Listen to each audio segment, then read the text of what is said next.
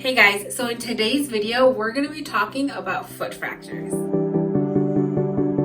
Hi everyone, it's me, Dr. Nooreen, your resident foot and ankle specialist, and welcome back to my channel. Okay guys, so in today's video, we're talking about foot fractures, and there's so much that goes into treating a fracture and determining what type of treatment it needs. Does it need conservative treatment or surgical intervention? And when your physician is making those decisions, there's so many things that go into it that make this topic a huge topic. I could talk about this for 2 hours, but for the sake of this video, I'm just gonna give you guys a general guideline when it comes to foot fractures, and I'm not gonna dive into detail because there is so much you could talk about and you could address when it comes to foot fractures because it's just such a broad topic. And if you guys want me to make videos on specific foot fractures, I will, so let me know in the comments down below. Okay, so what are the symptoms of a foot fracture? So it usually involves a sudden onset of pain after an acute event, like falling off of a bike or tripping and falling or something falling on your foot. Whereas there are stress fractures that are different than what I'm going to talk about in this video, because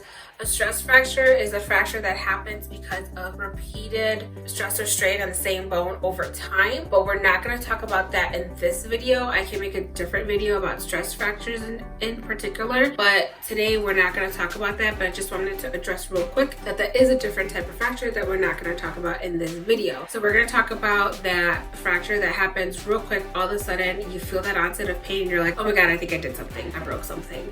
So that is the type of pain we're going to address. And usually the symptoms of that are obviously you feel pain all of a sudden, pain that doesn't allow you to walk or makes it very difficult or painful to walk. You will also oftentimes have bruising and swelling in that area as well. Okay, so how do you treat a fracture? You guys, this is a loaded question. So I'm going to very briefly and very generally just touch on some of the things your physician is thinking about in their mind when they're deciding how to treat your fracture. So some of the things your physician is probably taking into consideration when looking at your fracture x-rays are: where is it located first of all? Is it displaced? Is it rotated? Is it comminuted? Does it involve the articular surface or does it involve a joint? Or is it in an area of poor blood supply? Those are some of the big things that your physician is thinking about when they're looking at your x-rays and going through your physical exam. So in general, you will have conservative treatments for a fracture, which basically means you'll be in a boot or a cast with no surgery. If the fracture is not displaced, if the fracture is not rotated, if the fracture does not involve a joint or articular cartilage, and if the fracture does not involve an area that has poor blood supply. So just the opposite is true for surgical intervention.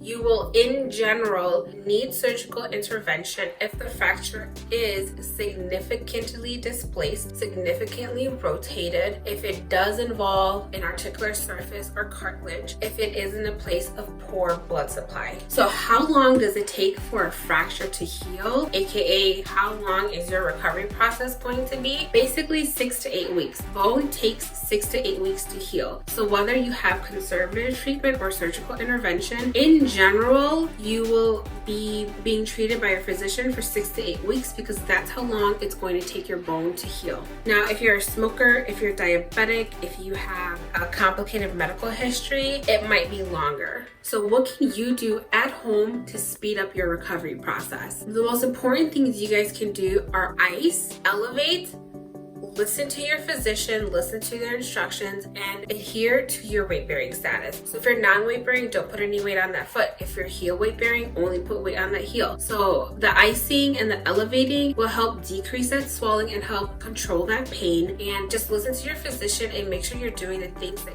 you need to do to make sure that you can recover to get back to doing the activities you were doing before you fractured your foot. So you guys, that was just a general guideline on foot fractures. If you guys have any specific questions, or if there is a specific foot fracture you want me to do a video on, or if you have questions about it, please leave it in the comment section down below and I will for sure talk about it. And you guys don't forget to stretch and subscribe, like this video, and I'll see you guys next week. Bye.